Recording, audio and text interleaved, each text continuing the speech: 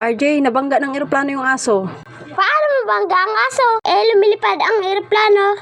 Nakaharang siguro yung aso kaya nabangga ng eroplano. Bakit lumipad ba yung aso? Ayan, oh. Ay,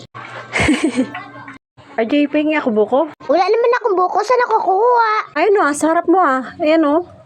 Kapitas ako, ha. Isa lang.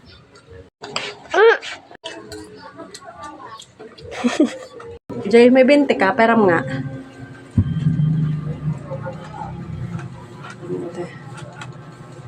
Bayad ko sa'yo.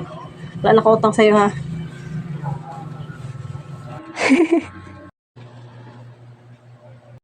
Masaan ka kumuha ng buko? Ito kung saan ko kinuha. Ito, oh.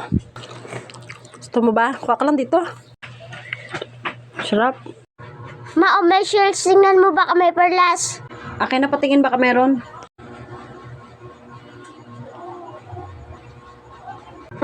Ibang perlas naman to eh.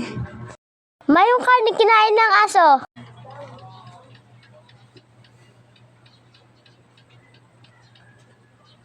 Ay, sus.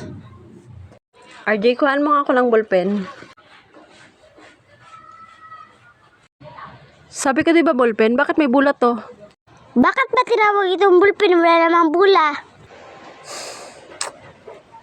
RJ, kain ka na. Ano ulam? Kasi una isda.